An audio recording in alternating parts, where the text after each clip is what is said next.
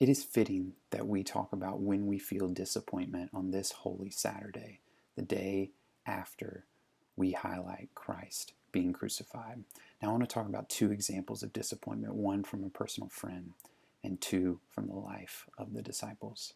Now, one of my good buddies from Furman, his name is Joe Hall. And Joe served at the church at Cherrydale with me. We shared an office together, and he married Perrin in late 2013, and she also is a graduate of Furman.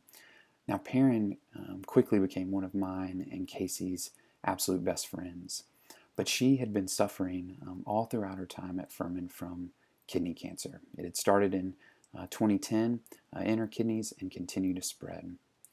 Now, we lost Perrin on November 25th of 2016, but at her funeral, Joe tells an incredible story that they shared just a few months before, right around Easter of 2016. Now, Perrin and Joe were just leaving the doctor after they got a scan that her cancer was continuing to spread. And she was sitting thoughtfully as they were driving, and Joe asked what she was thinking. And she says, "With Easter coming up, I can't imagine how the disciples must have felt." Now, Joe asked her to go on and explain what she means. And she says, think about how the disciples felt on Friday. Everything that they had given their lives to, everything they thought they knew was falling apart around them. Their leader was dead. They probably felt abandoned and defeated and confused. Then on Saturday, they didn't know what was going on. They're waiting for something to happen that they probably couldn't even dare to hope for. They're waiting to see what would become of their lives and the world around them. But then Sunday happened, and this could have been something they could have never imagined that God would do. Out of all the chaos and despair, God brought life. He took the worst thing imaginable and turned it into the greatest victory of all time. And when everything seemed lost, God gave them hope. Now, this is coming from a girl who's just been told that her cancer is continuing to spread, and obviously she's disappointed. And then this cancer would take her life not 6 months later. But she had hope in the midst of this disappointment because of Christ.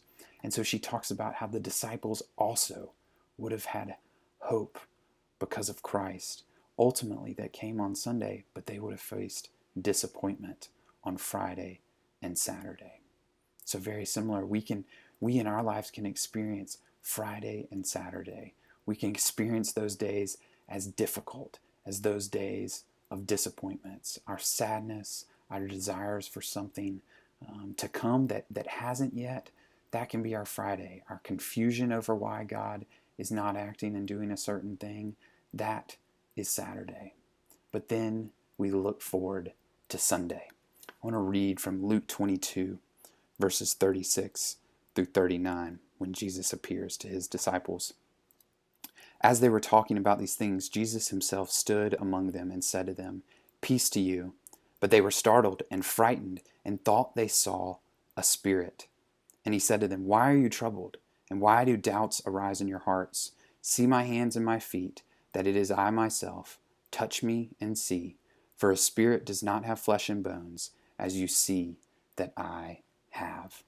So even though the disciples have faced disappointment, Jesus comes and Jesus shows his victory.